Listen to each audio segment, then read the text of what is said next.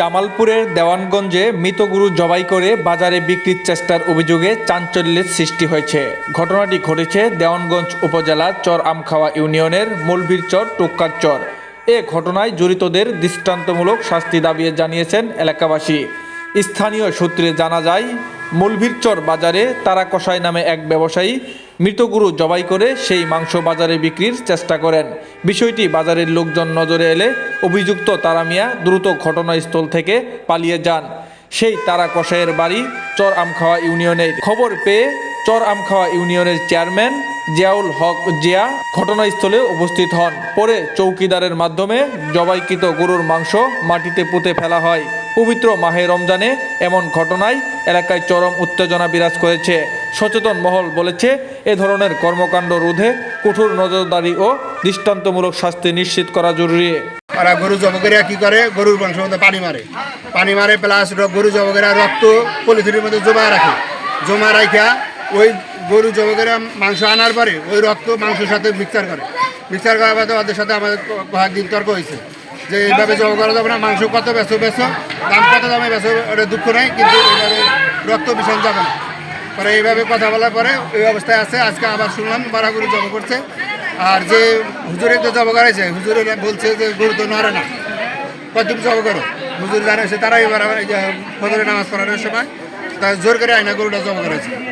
হুজুর বলছে যে গরু তো নড়াচড়া করে না, প্লাস রক্ত করে না, আমরা কিভাবে গরুটা জব করি? এলাকাবাসী হিসেবে আপনার এটা কি চাচ্ছেন? এলাকাবাসী হিসাবে আমার এটা মানে করজোর অনুরোধ, এটা মানে সুষ্ঠু তদন্ত করে সুষ্ঠু বিচার হয়। এই জিনিসটা মানে এই মৌলভীরচর বাজারে মানে এরকম ধরনের কোনো কাজ না হয়, এটা আমার সবার কাছে প্রত্যাশা। এটা আমার ওয়ার্ড, আমি এই মৌলভীরচর 9 নম্বর ওয়ার্ডের ইউপি সদস্য জনাব মোহাম্মদ রফিকুল ইসলাম। তারা কষা এই মরা গরু এখানে জব করেছে। জব করার পরে স্থানীয় লোকজন এসে ওনাকে বলছে যে তুমি মরা গরু জব করছো। এই কারণে শোনার পরে উনি এখান থেকে পালিয়ে গেছে। এখানে আর এই লোকজন আর তাকে পায় নাই। আমরা সুষ্ঠু যদি থাকতে হয় তো সুষ্ঠু বিচার করতাম।